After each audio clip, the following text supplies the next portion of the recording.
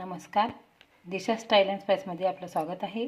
आपण आता शेंगदाण्याचा शिरा बघणार आहोत। त्यासाठी ही 50 ग्रॅम शेंगदाणे मी घेतलेले आहे आणि 40 ग्रॅम एवढी साखर मापून घेतलेली आहे आणि त्यापासून मी हा शिरा बनवलेला आहे।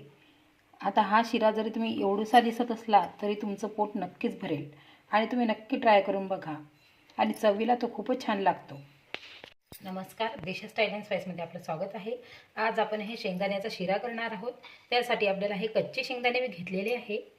आता आपण हे मिक्सरमध्ये बारीक करून घेणार आहोत।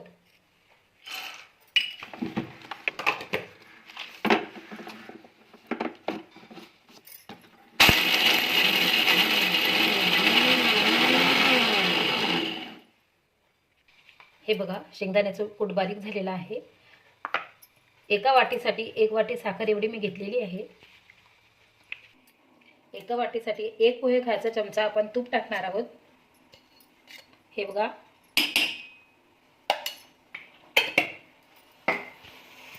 आणि 2 वाट्या एवढं मी हे दूध घेतलेलं आहे। हे गरम करून घेतलेलं आहे मी। हे बघा, तेल गरम झालेलं आहे, तूप गरम झालेलं आहे आपलं। आपण यामध्ये शेंगदाण्याचं कूट टाकून भाजून घेणार आहोत।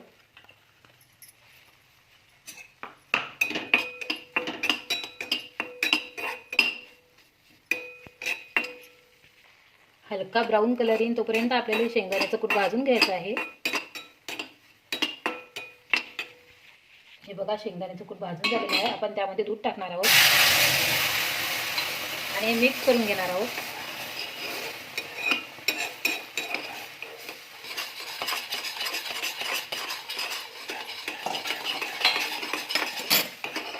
दुधाच्या ऐवजी तुम्ही जर पाणी जरी वापरलं तरी तुमचा शिरा छान होणार आहे।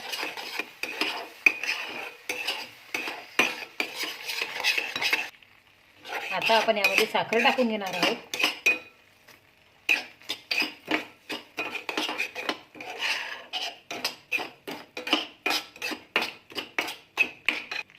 हा शिरा अगदी 5 मिनिटात तयार होतो आणि चवीला पण खूप छान लागतो। आणि उपासाच्या दिवशी जर आपण शिरा खाल्ला ना तर आपल्याला भूक पण लागत नाही आणि पौष्टिक पण आहे। कच्चे शेंगदाणे घेतलेले आहे त्यामुळे पौष्टिक पण आहे। हा तुम्ही मी साखर घेतलेली, याऐवजी तुम्ही गूळ पण वापरू शकता।